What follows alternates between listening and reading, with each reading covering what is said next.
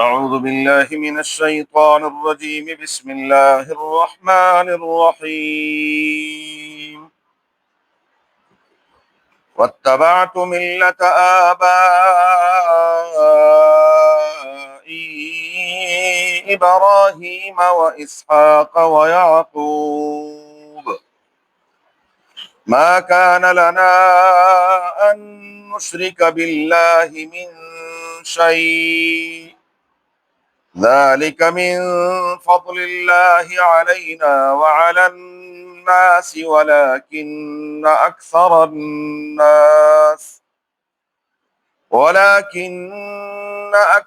الناس لا يشكرون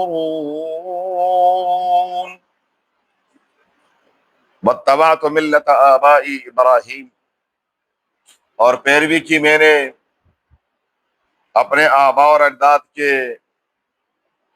ملت کی، ابراہیم علیہ السلام، اسحاق علیہ السلام اور یعقوب علیہ السلام۔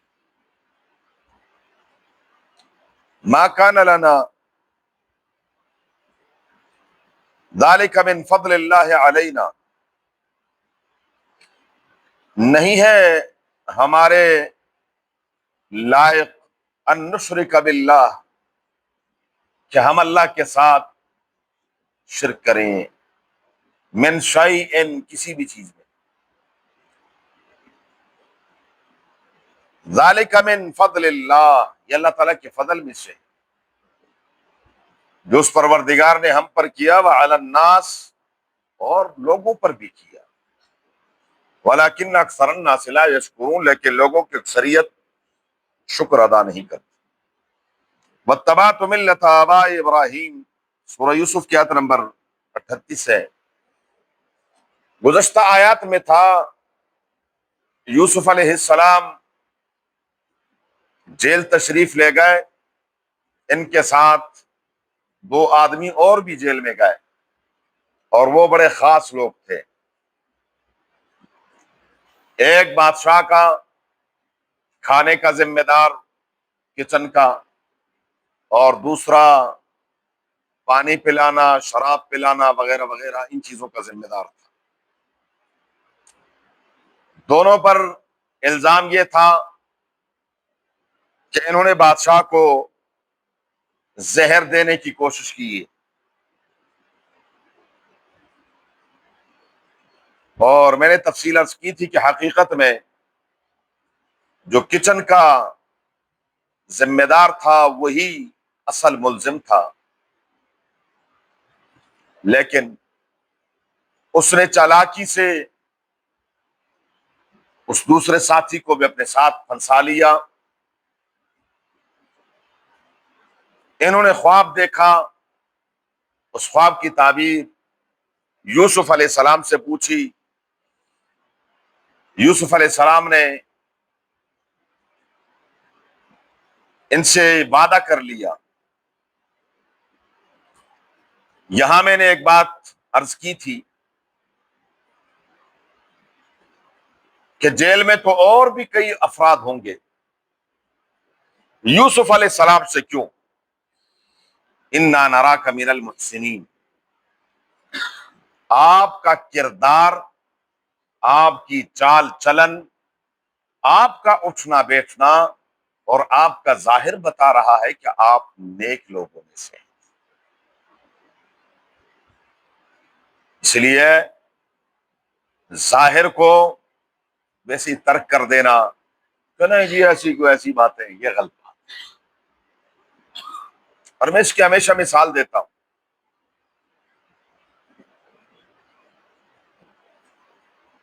آپ ہزاروں روپے دے کر کسی ادارے میں داخلہ لے لیں، اسکول ہو، کالج، یونیورسٹی ہو، اور آپ ان کا یونیفارم پہن کر نہ جائیں، داخلہ دیں گے؟ اندر جانے دیں گے؟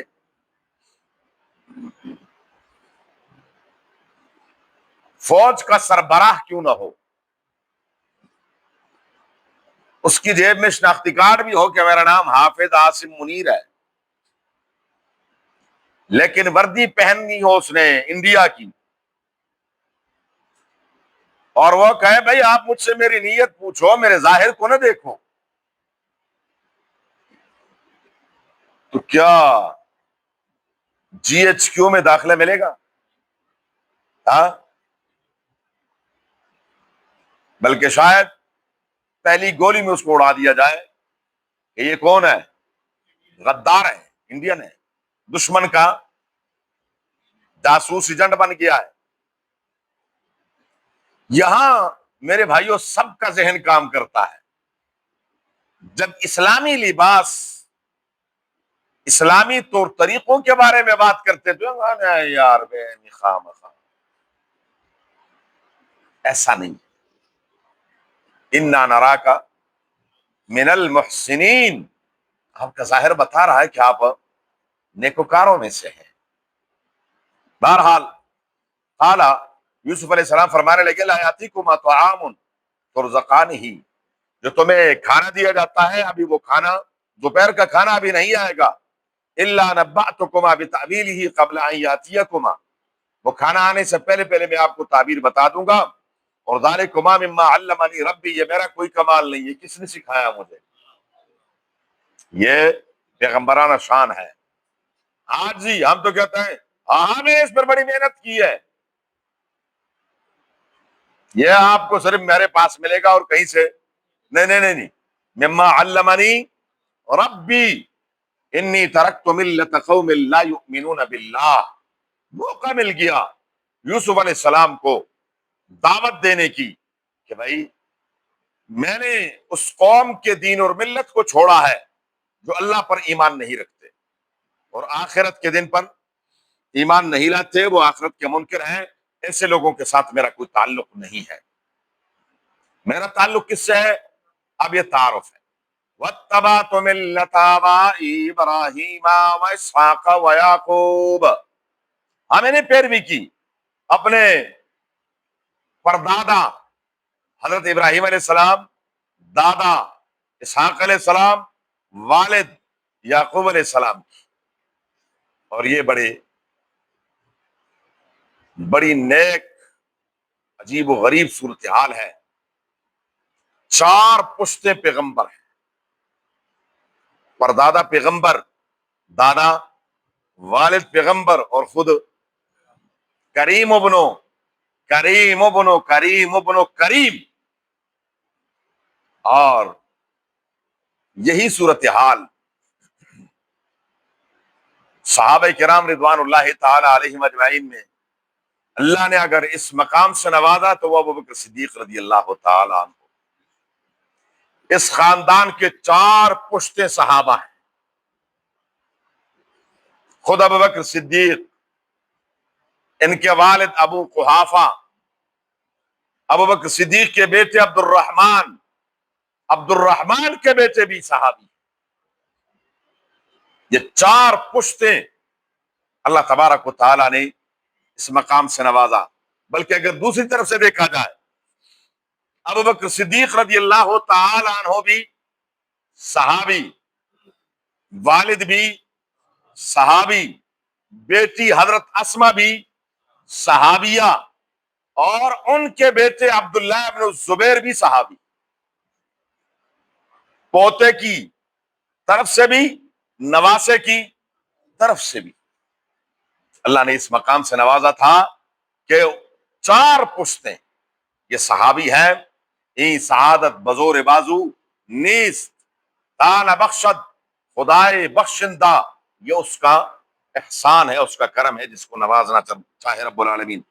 فرمایا میں اپنے آبا اور اجداد کی پیروی کرتا ہوں، اور یاد رکھیں آبا اور اجداد کی پیروی کرنا یہ عین دین ہے، شرط یہ ہے کہ وہ صحیح راستے پر ہو۔ بس ہر جگہ آبا اور اجداد کی پیروی کوئی نعوذ باللہ ناجائز نہیں ہے، کیوں؟ یہاں تو پورا خاندان نبیوں کا ہے، ان کی پیروی نہیں کرے تو کس کی کرنی ہے؟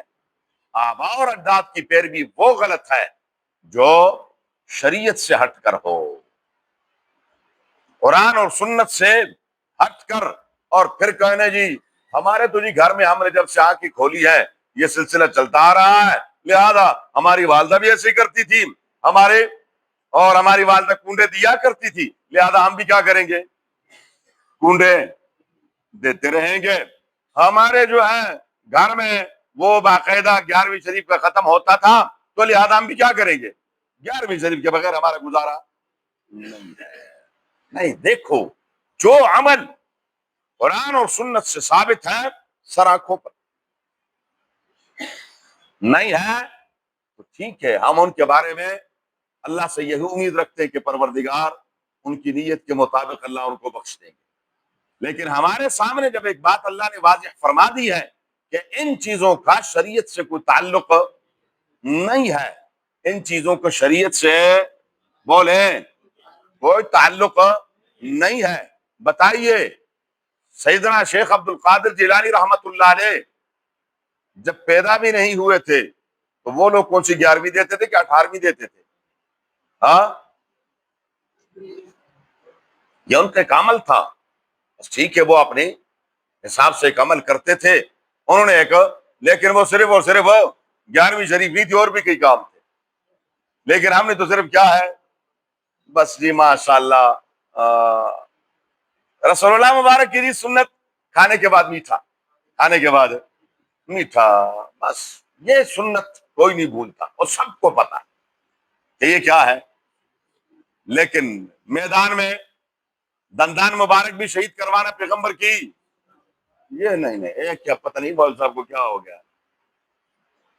یہ جذبات میں آ جائیے، مولوی صاحب جذباتی ہیں، تھوڑے سے جذباتی ہیں، کیونکہ یہ میدان کی بات کرتے ہیں، تیر و تلوار کی بات کرتے ہیں، جہاد کی بات کرتے ہیں، تو پھر یہ ٹھیک نہیں ہے۔ میٹھے میٹھے ماشاء اللہ سبحان اللہ، بس ایک بار سبحان اللہ کہو ماشاء اللہ، قبر میں ایک درخت لگ جاتا ہے اور اس کے نیچے عربی گھوڑا اگر دوڑتا رہے 100 سال تک دوڑتا رہے گا، اور کتنے بڑے بڑے جنگلات بن جائیں گے آپ کے، اور آپ انشاءاللہ ان میں سیر کرتے رہیں گے، باقی دنیا کو کوئی کام نہ کریں، بس خوب کھائیں پیئے، ڈکار مارے اور بسم اللہ سبحان اللہ الحمدللہ پر کام چلتا تھے۔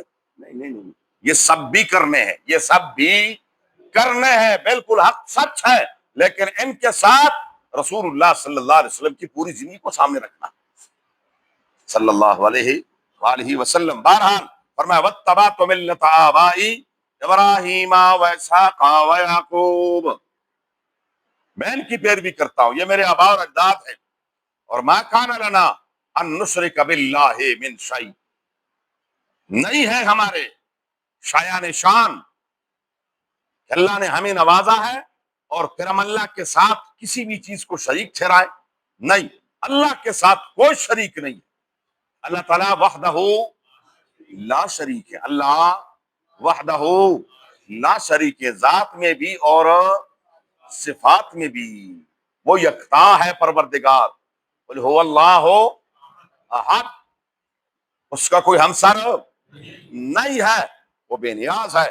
فرمایا ما کان لنا نشرک باللہ من شیء ذالک من فضل اللہ علینا وعلی الناس، یہ اللہ کا فضل ہے، یہ اللہ کا فضل ہے۔ میں نے آج جمعے میں عرض کیا تھا کہ اللہ کا فضل ہے کہ رب نے مجھے اور آپ کو کیا ہے، ماں کی گود میں کلمہ نصیب کیا ہے، ایمان کی دولت سے نوازا ہے، ذالک من فضل اللہ علینا، ذالک من فضل اللہ، یہ اللہ کا فضل ہے، یہ اس کا کرم ہے، ورنہ خدا کی قسم دنیا میں دیکھیں کتنے بڑے بڑے پڑھے لکھے لوگ ہیں، بڑے بڑے سائنسدان، فلسفی، اتنا اللہ نے بھیجا دیا ہے، دماغ دیا ہے، اور ایمان سے محروم ہے، ایمان سے محروم ہے۔ اور اللہ نے ہم جیسے بے وقوفوں کو رب العالمین نے کیا کر دیا ہے، ایمان کی دولت سے بغیر کسی مشکلات کے، بغیر کسی محنت کے، بغیر کسی پریشانی کے اللہ نے ایمان کی دولت سے نوازا ہے، تو اس کا کیا ہے، احسان ہے۔ تو فرمایا ذالک من فضل اللہ علینا وعلی الناس، یوسف علیہ السلام فرما رہے ہیں ہم پر بھی اللہ کا احسان ہے، اور اللہ تعالیٰ کا احسان عام لوگوں پر بھی ہے، اس کا فضل عام لوگوں پر بھی ہے، لیکن عام لوگ کیا کرتے ہیں، وَلَٰكِنَّ أَكْثَرَ النَّاسِ لَا يَشْكُرُونَ، لوگوں کی اکثریت ناشکر ہیں۔ شکر کا کلمہ بولے، میں ہمیشہ ایک لفظ کہتا ہوں اور آپ غور کریں، جتنی نعمتیں آج ہیں اور جتنے وسائل آج ہیں آج سے 30 سال پہلے یہ تھے تھا؟ کوئی سوچ سکتا تھا؟ ہاں، جن نعمتوں سے آج مجھے اور آپ سب کو اللہ نے نوازا ہے،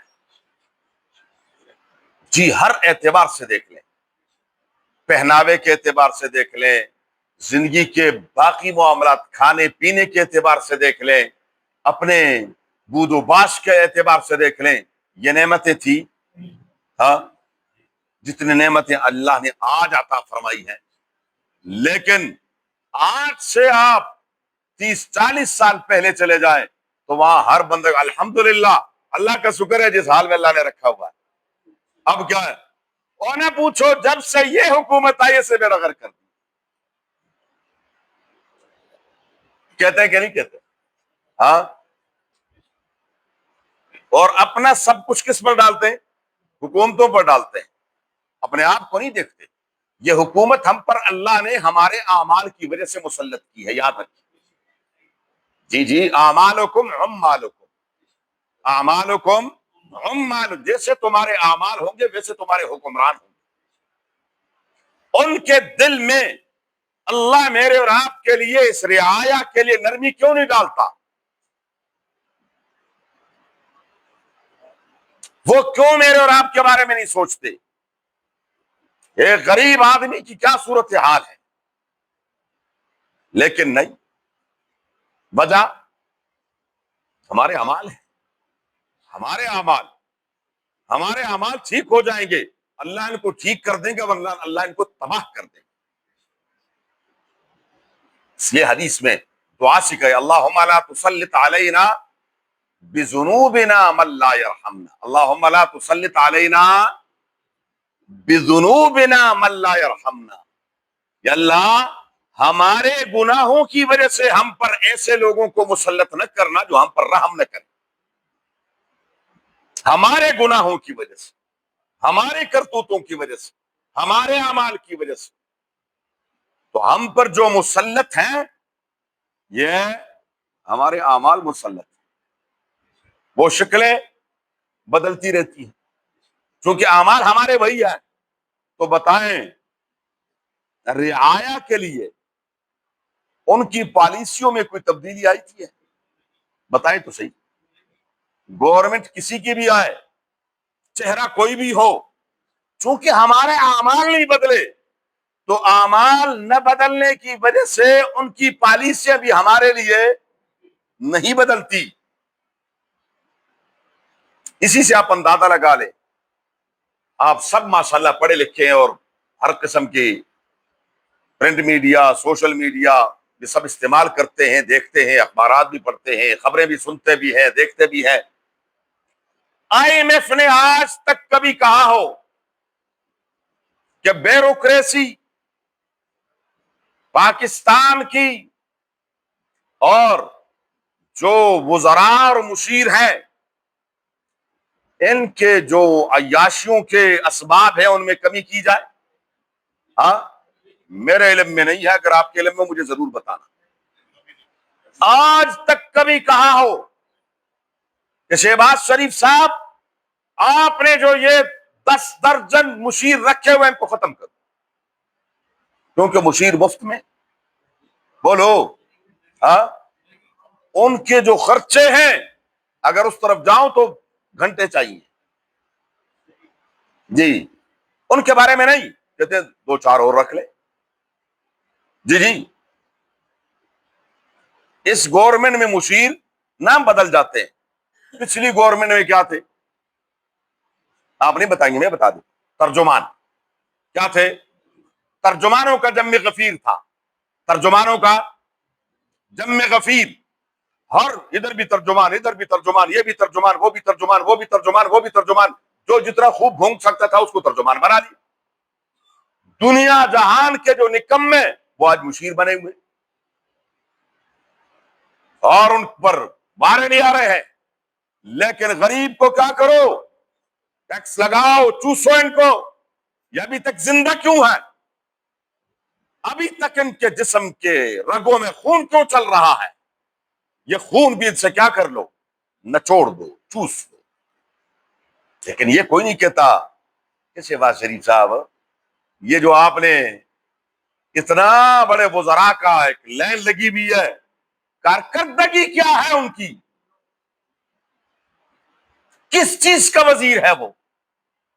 اور میں امید کرتا ہوں کہ انشاءاللہ العزیز وہ ٹینشن فری لوگ ہیں، وزیروں کو بھی نہیں پتا ہوگا کہ ہم کس چیز کے وزیر ہیں۔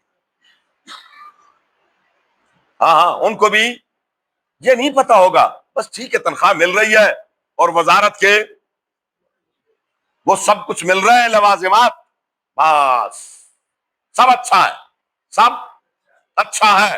اور یہ بھیڑ بکریاں ہیں، ان بھیڑ بکریوں کو تن کے رکھو، بچ نہ جائیں یہ کیا وجہ ہے؟ پھر میں آؤں گا، یہ ہمارے اعمال ہیں۔ یہ کیا ہے؟ ہم اپنے اعمال کو نہیں تبدیل کریں گے، یہ چہرے تو تبدیل ہوں گے، پالیسیاں وہی ہوں گی۔ لکھ لیں، کوئی بھی آ جائے، یہ لکھ لیں، کوئی بھی آ جائے، پالیسی بولو، پالیسی نہیں بدل سکتی، باپ کسی کا نہیں بدل سکتا۔ بڑی امیدیں لگائی، عمران خان کسی کی نہیں مانتا، نہیں کرے گا۔ آئی ایم ایف کے پاس گیا کہ نہیں گیا؟ ہاں میں نہیں جاؤں گا، مر جاؤں گا۔ انہوں نے کہا پتر آنا تھے ہی ہے۔ پھر وہی پالیسیاں، وہی ٹیکسز، اور اس کو ہٹاؤ، اس کو ہٹاؤ۔ حضرات امیر المومنین شہباز شریف صاحب تشریف لائیں گے، اس نے کہا اچھا ابھی ان میں کیا ہے، ہلنے کی رمق ہے، یہ ہل جل سکتے ہیں، ان کو ذرا تن دیا جائے۔ ہر آدمی میں کپڑے بیچ دوں گا، میرا خیال ہے آپ نے تو، لیکن عوام کو کپڑے بیچنے پر کیا کر دیا؟ مجبور کر دیا، عوام کو کپڑے بیچنے پر مجبور کر دیا ہے۔ اور کسی نے ایک اچھا جملہ لکھا کہ دنیا کی تمام جو بڑے بڑے ممالک ہیں وہ ان سے یہ ٹیکنالوجی لینے میں ارادہ رکھتے ہیں کہ جو پیٹرول مہنگا ہوتا ہے وہ ایک سیکنڈ سے پہلے پہنچ جاتا ہے، لیکن جب سستا ہوتا ہے اس میں کئی مہینے لگ جاتے ہیں۔ یہ ٹیکنالوجی صرف پاکستان کے پاس ہے، کسی اور کے پاس نہیں ہے، کہ جب مہنگا ہوتا ہے اسی لمحے اگلے سیکنڈ میں کیا کر دیتے ہیں، یومیہ کیا کرنا ہے، وہ بڑھا دینا ہے۔ لیکن اگر عالمی مارکیٹ میں کم ہو جائے تو کہتے ہیں ہاں اب اس میں ٹائم لگے گا، جب نئے تیل آئے گا تو پھر دیکھیں گے، اس میں مہینے لگ جائے۔ ایسے لوگ ہم پر مسلط ہیں، کس کی وجہ سے؟ اپنی وجہ سے، ہمارے اعمال ایسے ہیں۔ اللہ نے ہم پر ایسے ظالموں کو مسلط کر دیا ہے جن کو عوام کی کوئی پرواہ نہیں ہے کہ عوام کے ساتھ کیا ہو رہا ہے کیا نہیں ہو رہا، بس وہ سب اچھا کی کیا ہے۔ یہ آپ کا پورا آدھا لاہور، پورا شاہدرہ ڈوبا ہوا ہے، میڈیا پر کچھ ہے؟ ہاں سب اچھا۔ بی بی نے ایسا کام کیا، دنیا میں کسی نے ایسا کام نہیں کیا ہوگا۔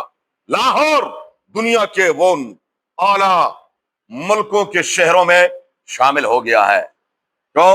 آدھا لاہور ڈوب گیا اور پتہ کچھ نہیں، مزہ نہیں ہے۔ اللہ تعالیٰ ہدایت نصیب فرمائے۔ بہرحال پھر وہی بات آئے گی، ولیکن اکثر الناس لا یشکرون، ہم سارے اپنے اعمال ان پر ڈال دیتے ہیں، اپنے اعمال کی طرف نہیں سوچتے کہ ہماری کوتاہی، ہماری غلطی کہاں ہے۔ جب ہمارے اعمال ٹھیک ہو جائیں گے اللہ تعالیٰ ان کو یا تو ہدایت دے دیں گے یا اللہ ان کو ہٹا کر ہم پر ان کو مسلط کریں گے جن کے دل میں عوام کے لیے کچھ رحم ہوگا، کچھ نرمی ہوگی، عوام کا سوچیں گے۔ اللہ تبارک و تعالی ہمیں اپنے آپ کو بدلنے کی توفیق عطا فرمائے۔ اللہم صلی اللہ علیہ وسلم کما صلیت علی ابراہیم وعلی آل ابراہیم انک حمید مجید، اللہم بارک علی محمد وعلی آل محمد کما بارکت علی ابراہیم وعلی آل ابراہیم انک حمید مجید، اللہم ارحمنا بالقرآن العظیم، اللہم ارحمنا بالقرآن العظیم، اللہم ارحمنا بالقرآن العظیم واجعلہ لنا اماما ونورا وہدی ورحمتا یا رب العالمین۔ اللهم ذكرنا منه ما نسينا وعلمنا منه ما جهلنا وارزقنا تلاوته آناء الليل وأطراف النهار اجعله لنا حجة يا رب العالمين. اللهم نور قلوبنا بالقرآن وزين أخلاقنا بالقرآن ونجنا من النار بالقرآن وادخلنا الجنة بالقرآن. ربنا اغفر لنا ولوالدينا ولأساتذتنا ولمشايخنا ولمن له حق علينا ولجميع المؤمنين والمؤمنات والمسلمين والمسلمات الأحياء منهم والأموات. اللهم حصل مرادنا ويسر أمورنا بجاه حبيبك المصطفى ونبيك المرتضى صلى الله عليه وآله وأصحابه أجمعين برحمتك يا أرحم الراحمين. جزاكم الله خيرا.